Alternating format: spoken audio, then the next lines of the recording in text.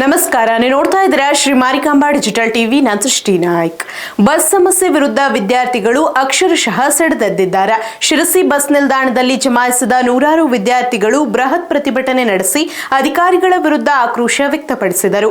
ಈ ವೇಳೆ ಪೊಲೀಸರು ಹಾಗೂ ಪ್ರತಿಭಟನಾಕಾರರ ನಡುವೆ ಮಾತಿನ ಚಕಮಕಿ ನಡೆದು ಸ್ಥಳದಲ್ಲಿ ಬಿಗುವಿನ ವಾತಾವರಣ ನಿರ್ಮಾಣವಾಗಿತ್ತು. ಒಂದು ವಾರದ ಒಳಗಾಗಿ ಸಮಸ್ಯೆ ಬಗೆಹರಿಸದಿದ್ದರೆ ಪ್ರತಿಭಟನೆ ತೀವ್ರಗೊಳಿಸುವುದಾಗಿ ಸಂಘಟನೆ ಎಚ್ಚರಿಕೆ ನೀಡಿದೆ.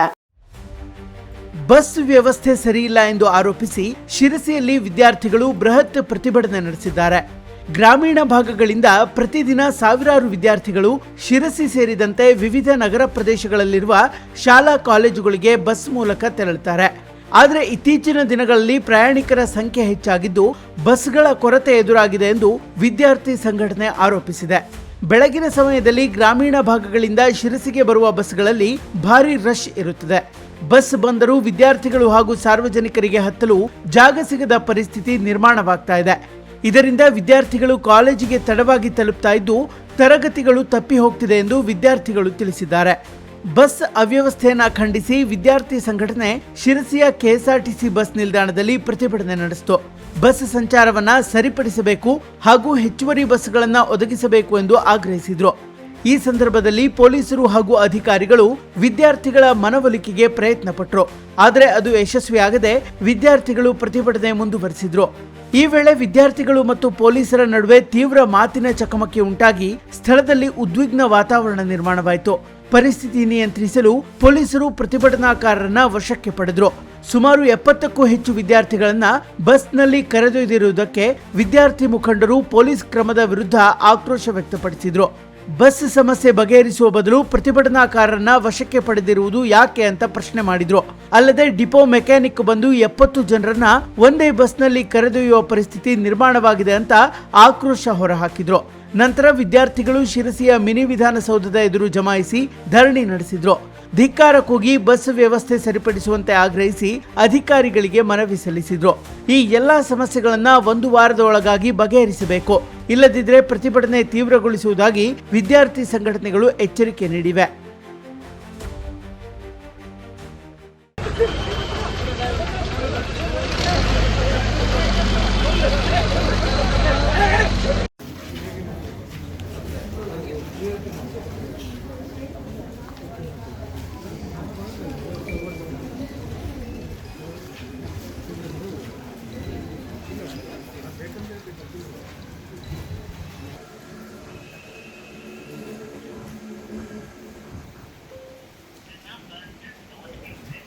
ಇವತ್ತು ನಂಬರೇ ಇಲ್ಲದಂಥದ್ದು ನಾವು ಎಲ್ಲಿಂದ ಸಂಪರ್ಕ ಮಾಡಬೇಕು? ಇಡೀ ದಿನ ವಿದ್ಯಾರ್ಥಿಗಳಿಗೆ ತಹಶೀಲ್ದಾರ್ ಆಫೀಸ್ ಮುಂದಂತೂ ನಾವು ಬಂದು ಕೂತ್ಕೊಳ್ಳಿಕ್ಕೆ ಆಗೋದಿಲ್ಲ. ವಿದ್ಯಾರ್ಥಿಗಳಿಗೆ ಅವ್ರದೇ ಆದಂಥ ಓದಿನಲ್ಲಿ ಇಂಥ ಬಸ್ ಇಲ್ಲ ಅಂತ ಹೇಳುವಂಥ ಹೋರಾಟಗಳನ್ನ ಹಲವಾರು ಮಾಡಿದ್ದಾರೆ ಈಗಾಗಲೇ, ಆಯ್ತಾ? ಅಂಥದ್ರಲ್ಲಿ ಇಲ್ಲಿ ತಹಶೀಲ್ದಾರ್ ನಮಗೆ ಲೆಕ್ಕ ಕೊಡ್ತಾರೆ ಏನಂತೇಳಿ, ನೀವು ನಿಗದಿಪಡಿಸಿದ ಸ್ಥಳದಲ್ಲೇ ಮಾಡ್ಬೇಕಂತೇಳಿ. ಇಲ್ಲಲ್ಲಿ ಎಡಗಡೆಗೆ ಒಂದು ನಿಗದಿ ಇದೆ, ಅಲ್ಲಿ ಮಳೆ ಬರುವಂಥ ಪ್ರಸಂಗ ಇದೆ, ಎಲ್ಲಿ ಮಾಡ್ಬೇಕು ಹಂಗಿದ್ರೆ ನಾವು? ಏನೋ ಒಂದು ನಮ್ಮ ಶಿರ್ಸಿಲ್ ಹೆಂಗಾಗಿದೆ ಅಂದರೆ ಜಾಗ ಇಲ್ಲ. ಮೊದಲನೇದಾಗಿ ಈಗ ಹಾಸ್ಟೆಲ್ ಅನ್ನು ಕಟ್ಟಿದ್ದಾರೆ, ಹುಲೇಕಲ್ ತುದಿ ಕಟ್ಟಿದ್ದಾರೆ ನಮ್ಮ ವಿದ್ಯಾರ್ಥಿಗಳ ಹಾಸ್ಟೆಲ್. ಇದು ಮದುವೆ ಧರ್ಮಸ್ಥಳದಲ್ಲಿ ಊಟ ಸುಬ್ರಹ್ಮಣ್ಯದಲ್ಲಿ ಮಾಡಿದ್ದಾರೆ. ಅವರಲ್ಲಿ ಯಾರು ಪೇರೆಂಟ್ಸ್ ಬಿಡ್ಲಿಕ್ಕೆ ಬಂದರೆ ಅವ್ರು 250 ರೂಪಾಯಿ ಖರ್ಚು ಮಾಡಿ ರಿಕ್ಷಾದಲ್ಲಿ ಬಿಡ್ಲಿಕ್ಕೆ ಹೋಗ್ಬೇಕು. ಇವತ್ತಿನ ದಿವಸದಲ್ಲಿ ನಾವು ನೋಡ್ತಾ ಇದ್ದೇವೆ ವಿದ್ಯಾರ್ಥಿಗಳಿಗೆ ಬಸ್ಸು ಸಮಸ್ಯೆ ಆಗಿದ್ದು. ಈ ಒಂದು 8 ದಿನಗಳಿಂದ ನಾವು DC ಅವ್ರ ಹತ್ರ ಕೂಡ ಚರ್ಚೆ ಮಾಡಿದ್ವಿ. ಇವತ್ತು ಏನಾಗಿದೆ ಅಂತ ಹೇಳಿದ್ರೆ, ನಮ್ಮ ಹೋರಾಟವನ್ನು ಹತ್ತಿಕ್ಕಬೇಕಂತೇಳಿ ಯಾವ ಒಂದು ಡಿಕ್ಟೇಟರ್ಶಿಪ್ನಲ್ಲಿ ಶಿರ್ಸಿಲ್ ನಡೀತಾ ಇದೆ ನಮ್ಗೆ ಗೊತ್ತಿಲ್ಲ. ಯಾರ ಪ್ರಚೋದನೆಗೆ ಒಳಗೊಂಡು ಈ ಕೆಲಸ ನಡೀತಾ ಇದೆ ಅನ್ನೋದು ಗೊತ್ತಿಲ್ಲ. ಇವತ್ತು ಡಿಪೋದ ಒಬ್ಬ ಮೆಕ್ಯಾನಿಕ್ ಬಂದು 70 ಜನರನ್ನ ಒಂದು ಬಸ್ಸಲ್ಲಿ ತುಂಬಿಸುವಂಥ ಕೆಲಸ ಮಾಡ್ತಾನೆ.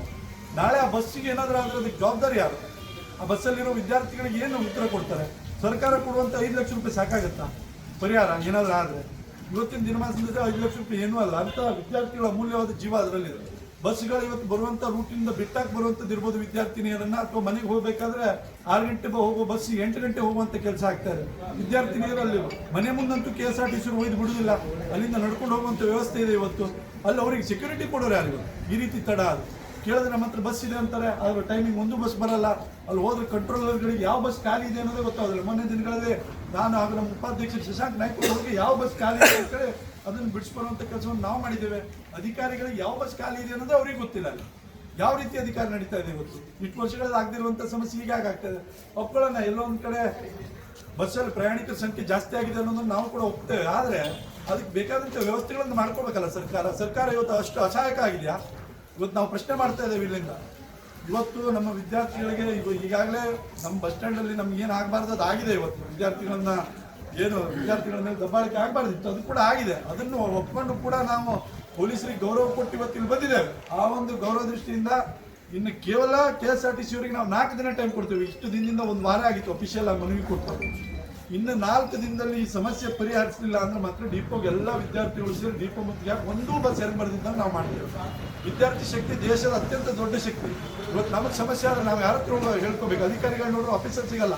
ಬಂದು ಇಷ್ಟೊತ್ತಾಯ್ತು, ಇತ್ತು ಒಬ್ಬರ ರೆಸ್ಪಾನ್ಸಿಬಲ್ ತಹಶೀಲ್ದಾರ್ ಆಫೀಸಿಂದ ಯಾರು ಹೊರಗಡೆ ಬಂದಿದ್ದಾರೆ? ಇವತ್ತು ಯಾರೂ ಬಂದಿಲ್ಲ. ಒಂದು ಮನವಿ ತಗೊಳ್ಳಿ ಕೂಡ ಸಾಂಕೇತಿಕವಾಗಿ ಕೂಡ ಯಾರು ಬಂದಿಲ್ಲ. ಇಷ್ಟೊತ್ತು ಕಳೆದ್ರು. ಇದನ್ನು ನಾವು ಯಾರ ಹತ್ರ ಹೇಳ್ಬೇಕು? ಇವತ್ತು ಆಡಳಿತ ಎಲ್ಲಿಗೆ ಹೋಗ್ತಾ ಇದೆ? ಇವತ್ತು ವಿದ್ಯಾರ್ಥಿಗಳ ಅಳಿಲು ಕೇಳಬೇಕಾದ್ರೂ ನೀವೆಲ್ಲೋ AC ರೂಮಲ್ಲಿ ಕಂಫರ್ಟ್ ಝೋನಲ್ಲಿ ಕುತ್ಕೊಂಡಿದ್ದೀರಿ ಅಂತ ಹೇಳಿದ್ರೆ ವಿದ್ಯಾರ್ಥಿಗಳು ಏನ್ ಮಾಡಬೇಕು? ನಾವು ಮಾತ್ರ ಇಲ್ಲಿ ನೀವು ಕಾಲೇಜ್ ಅವ್ಯವಸ್ಥೆ ನೋಡಿದ್ರೆ ಇವತ್ತು ನೋಡೋ ರೀತಿ ಇಲ್ಲ. ಈ ರೀತಿ ಬಂದ್ಬಿಟ್ಟಿದೆ. ವಿದ್ಯಾರ್ಥಿಗಳ ಸಮಸ್ಯೆ ಕೇಳೋರೆ ನಾವು ಹೋರಾಟಕ್ಕೆ ಹೋಗ್ತೀವಿ ಅಂದ್ರೆ ಪೊಲೀಸರಿಂದ ಪ್ರೆಷರ್ ಹಾಕ್ಸ್ತೀರಿ ನೀವು ಡಿಪಾರ್ಟ್ಮೆಂಟ್ಗಳಿಂದ. ನಾವೇನ್ ಮಾಡಬೇಕು? ಯಾರ ಹತ್ರ ಹೇಳ್ಕೊಳ್ಬೇಕು? ಡಿಸ್ಟ್ರಿಕ್ಟ್ ಮಿನಿಸ್ಟರ್ ಬಂದ್ರೆ ನಮ್ಗೆ 1 ನಿಮಿಷ ಮಾತಾಡಲಿಕ್ಕೆ ಅವಕಾಶ ಅಷ್ಟೇ ಸಿಗ್ತದೆ. ಯಾಕೆ ವಿದ್ಯಾರ್ಥಿ ನಾಯಕರು ಸಭೆ ಇಷ್ಟು ದಿನ ಆದ್ರೂ ಯಾಕೆ ಕರೀಲಿಕ್ಕೆ ಆಗ್ತಾ ಇಲ್ಲ? ಒಂದು ವಿದ್ಯಾರ್ಥಿಗಳ ಅಳಲು ಕೇಳಲಿಕ್ಕೆ ಆಗ್ತಾ ಇಲ್ಲ. ಮಹಿಳೆಯರ ಸ್ವಾಸ್ಥ್ಯ ಕಾಪಾಡುವ ಅಂದ್ರೆ ಅದಕ್ಕೆ ನೀವು ತಯಾರಿಲ್ಲ. ಮನೆಯಿಂದ ಅಧಿಕಾರಿಗಳು ದುಡ್ಡು ಕೊಟ್ಟಂಗೆ ಮಾಡ್ತಾ ಇದ್ದೀರಿ. ವಿದ್ಯಾರ್ಥಿಗಳು ಅಳಲು ಕೇಳಿ ಒಬ್ಬ ಮರ್ಯಾದೆಗಾದ್ರೂ ತಹಶೀಲ್ದಾರ್ ಆಫೀಸರ್ ಯಾರು ಇದ್ದಾರೆ? ಇವತ್ತು ಏನ್ ಮಾಡ್ಬೇಕು? ಮತ್ತೆ ವಿದ್ಯಾರ್ಥಿಗಳು ಕೇಳಿದ್ರೆ ಎಲ್ಲ ಅಲ್ಲೋಗಿ ಹೇಳಿ ಇಲ್ಲೋಗಿ ಹೇಳಿ ಆಫೀಸಲ್ಲಿ ಜನನೇ ಇರುವುದಿಲ್ಲ ನಿಮ್ಗೆ. ಈ ರೀತಿ ಸಮಸ್ಯೆಗಳನ್ನು ಇಟ್ಕೊಂಡು ನಾವೇನ್ ಮಾಡ್ಬೇಕು? ವಿದ್ಯಾರ್ಥಿಗಳನ್ನ ನೀವು ಆ ಯೋಜನೆ ಕೊಟ್ಟೆ ಈ ಯೋಜನೆ ಕೊಟ್ಟೆ ಅಂತೀರಿ. ವಿದ್ಯಾರ್ಥಿಗಳನ್ನ ಸರಿಯಾಗಿ ಒಂದು ಟ್ರೀಟ್ ಮಾಡುವಂಥದ್ದು ನಡೀತಾ ಇಲ್ಲ. ಇವತ್ತು ನಮ್ಮ ವಿದ್ಯಾರ್ಥಿನಿಯರು ಈ ಬಗ್ಗೆ ಮಾತಾಡ್ತಾರೆ. ದಯವಿಟ್ಟು ಮಾತಾಡಬೇಕು. ಭೂಮಿ ಮತ್ತು ಇವರು ಮಾತಾಡ್ಬೇಕು. ಆಗ್ತಾರೆ ಸಮಸ್ಯೆಗಳ ಬಗ್ಗೆ ಬಸ್ಸಿಂದ ಹೇಳಬೇಕು.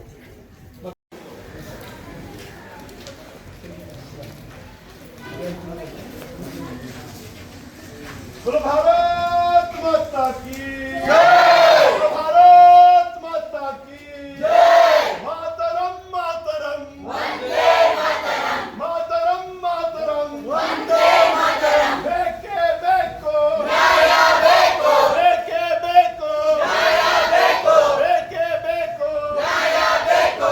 ಅಧಿಕಾರಿಗಳ ನಿರ್ಲಕ್ಷ್ಯಕ್ಕೆ ಧಿಕ್ಕಾರ, ಅಧಿಕಾರಿಗಳ ನಿರ್ಲಕ್ಷ್ಯಕ್ಕೆ ಧಿಕ್ಕಾರ. ಭಾರತ್ ಮಾತಾ ಕೀ ಜೈ,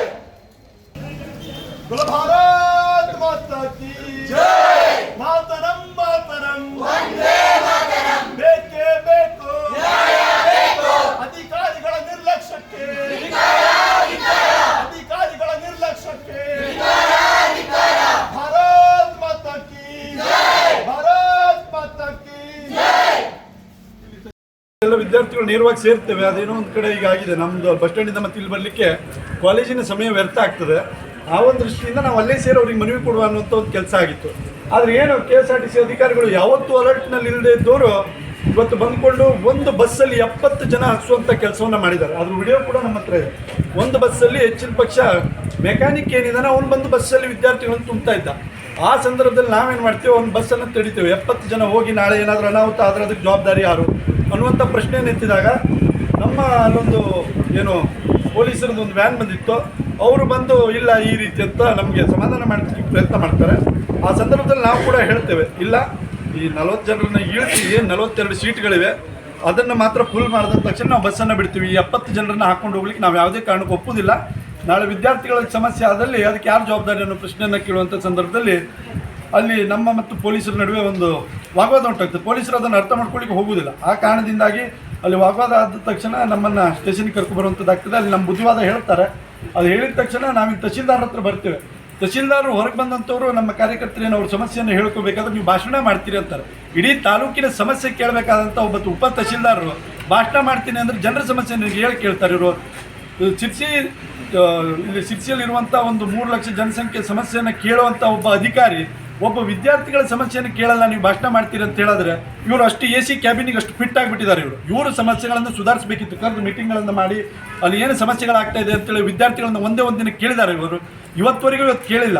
ಆದಂಥ ಸಂದರ್ಭದಲ್ಲಿ ವಿದ್ಯಾರ್ಥಿಗಳು ಏನೋ ಅವರು ಕ್ಲಾಸನ್ನು ಬಿಟ್ಟು ಹೋರಾಟವನ್ನು ಮಾಡ್ತಾ ಇದ್ದಾರೆ. ಏನೋ ಅವ್ರ ಸಮಸ್ಯೆಗಳನ್ನು ಇವತ್ತು ಹೇಳ್ಕೊಳ್ಳಿಕ್ಕೆ ಬಂದಿದ್ದಾರೆ. ಅದನ್ನು ಬಂದು ಸೌಮ್ಯ ರೀತಿಯಿಂದ ಕೇಳೋದನ್ನು ಬಿಟ್ಟು ನೀವು ಭಾಷಣ ಮಾಡೋದಿದ್ರೆ ಆಮೇಲೆ ಬರ್ರಿ ಅಂತೇಳಿ ನಮ್ಗೆ ಹೇಳ್ತಾರೆ. ಆ ಒಂದು ತಹಶೀಲ್ದಾರ್ ಲೆಟ್ರ್ ಕೊಟ್ಟಿರೋದು. ಆ ತಹಶೀಲ್ದಾರ್ ಕಚೇರಿಯಿಂದ ನಮಗೆ ಒಂದು ಲೆಟ್ರ್ ಬಂದು ಡಸ್ ನಾಟ್ ಎಕ್ಸಿಟ್ ನಂಬರ್ ಇಟ್ಕೊಂಡು ನಾವೇನು ಮಾಡಬೇಕು ಇವತ್ತಿಗೆ? ಇವರು ಹಿಂಬಾಲ ತಿರುಗೋಣ. ನಾನು ಕೇಳ್ತೇನೆ, ಬಸ್ ವಿದ್ಯಾರ್ಥಿಗಳು ಹೌದಲ್ಲ, ಅಧಿಕಾರಿಗಳ ನಿರ್ಲಕ್ಷ್ಯಕ್ಕೆ ತಹಶೀಲ್ದಾರ್ ನೀವು ಕೊಡಿ ಇದು ಏನ್ ಬಂದಿದ್ದಾವೆಲ್ಲ. ನಾವು ಬರ್ತೀವಿ.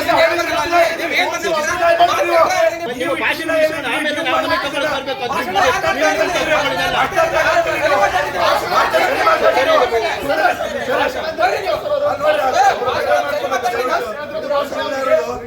ಈ ಸಮಸ್ಯೆ ಕುತ್ಕೊಳ್ಳೋಣ.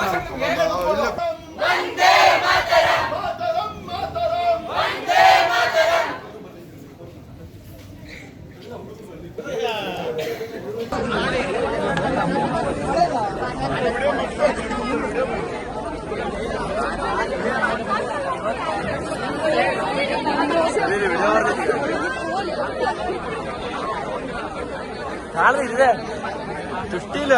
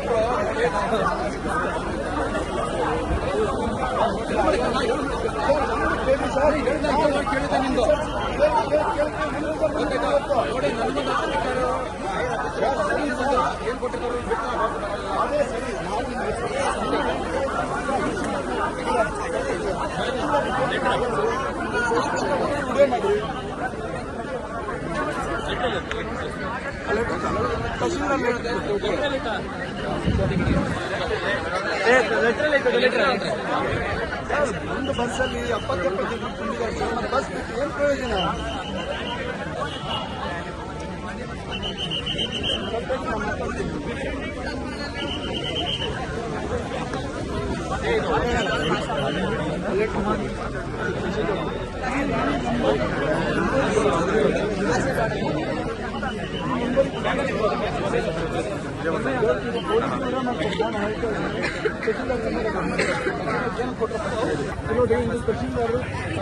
ಏನು ಕೊಟ್ಟಿದ್ದಾರೋ ಅದು ಹೇಳಿ ಬರ್ತೀನಿ. ತಾಲೂಕು ದಂಡಾಧಿಕಾರಿಗೆ ನಮಗೆ ಲೆಟರ್ ಕೊಟ್ಟಿದ್ರು.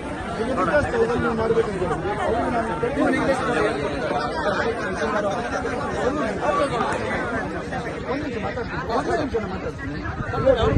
ಅವ್ರ ಪ್ರಕಾರ ಏನು ಕೊಟ್ಟಿದ್ದಾರೆ?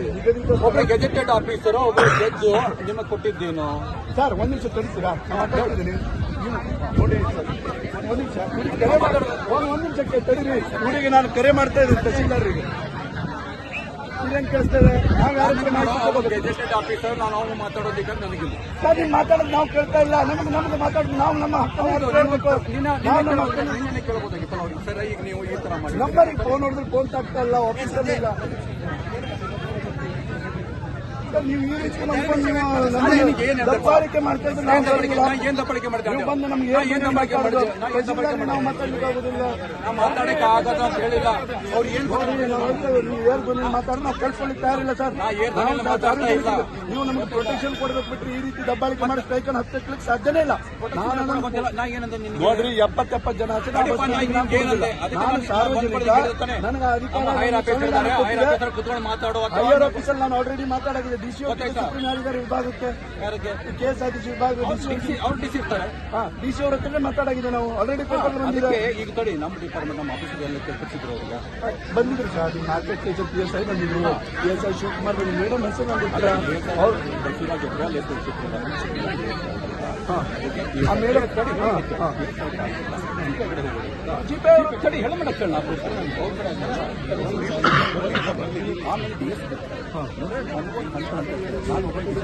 ಸರ್ ನಿಮಗೆ ನಾವು ಡಿಸಿಷನ್ ತಗೊಂಡ್ರೆ ನೀವು ನೋಡಿದ್ರೆ ಹಿಂಗ್ ಮಾತಾಡಿದ್ರೆ ನೀವು ದಬ್ಬಾಳಿಕೆ ಮಾಡಿ. ನಾ ಏನ್ ದಬ್ಬಾಳಿಕೆ ಸರ್ ನೀವು ಬಂದು ಏರ್ ಧ್ವನಿಲೇ ಮಾತಾಡಿದ್ರಿ. ನೀವು ಸಂಜು ನಮ್ಮನ್ನು ಕ್ರೈಮಿಕರಿಸಿರೋ ವಿದ್ಯಾರ್ಥಿಗಳನ್ನು ಕ್ರೈಮಿಕರಿಸಿರ ಇದು ಮಾಡಕ್ ಹೋಗ್ಬೇಡ. ಮಕ್ಕಳಿಗೆ ಪ್ರಚೋದನೆ ಕೊಡೋದು ತಪ್ಪಾಗುತ್ತೆ. ಮಕ್ಕಳಿಗೆ ಪ್ರಚೋದನೆ ಅಂದ್ರೆ ಮಕ್ಕಳಿಗೆ ಸಮಸ್ಯೆ ಈ ಪ್ರಚೋದನೆ ಕೊಡ್ತಾ ಇದ್ದೀವಿ. ಸರ್, ನೀವು ಜವಾಬ್ದಾರಿ ತಗೊಂತೀರಾ? ನಮ್ಗೊಂದು ಬರ್ದು ಕೊಡಿ. ನಿನಗೆ ಒಂದು ಪ್ಲೇಸ್ ಕೊಟ್ಟಿದ್ದಾರೆ, ಬನ್ನಿ ಫಸ್ಟ್ ಲೈಕ್ ಮಾಡ್ತೀರಾ, ಬನ್ನಿ ನಾವು ಮ್ಯಾನೇಜರ್ ಕೊಟ್ಟಿದ್ದು ಅಲ್ರಿ, ಇದು ಹೆಂಗಾಗಿದೆ ಅಂದ್ರೆ ನಮ್ಮ ನಾ ಕೆಲಸ ಮಾಡಿದ್ದೆ ನಮ್ಗೆ. ಸುಬ್ರಹ್ಮಣ್ಯದಲ್ಲಿ ಊಟ ಹೆಂಗ್ ಮಾಡ್ಲಿಕ್ಕೆ ಆಗ್ತದೆ? ಗೊತ್ತಾಯ್ತಾ? ಇಲ್ಲ, ನಾವು ನಿಮಗೆ ಹೇಳಿದ್ದು ತಹಸೀಲ್ದಾರ್ಗೆ ಗೊತ್ತಾಗ್ತದೆ. Hello hello hello hello hello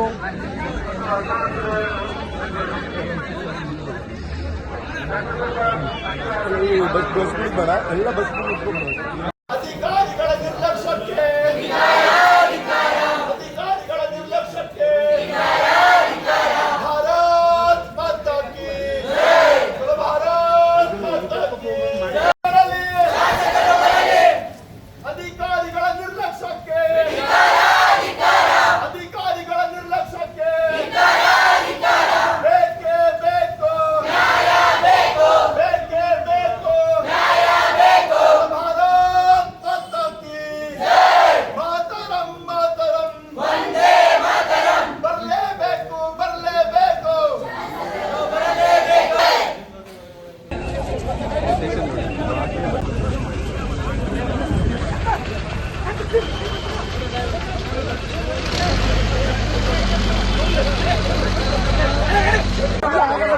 ಸಂಬಂಧಪಟ್ಟ ಇಲಾಖೆಗೆ ರೆಕಾರ್ಡಿಂಗ್ ಇದೆ. ನಂದೊಂದೇ ಕೇಸ್ ಬರ್ತದೆ, ನಿಮ್ಗೆ ಬರ್ತದೆ ಅದ್ರಲ್ಲಿ. ನನ್ನ ರೆಕಾರ್ಡಿಂಗ್ ರೆಕಾರ್ಡಿಂಗ್ ನಂದು ವಾಯ್ಸ್ ಆಗುತ್ತೆ, ನನ್ನ ಗೊತ್ತಾಯ್ತಾ? ಯಾರೋ ಯಾರಿಗೂ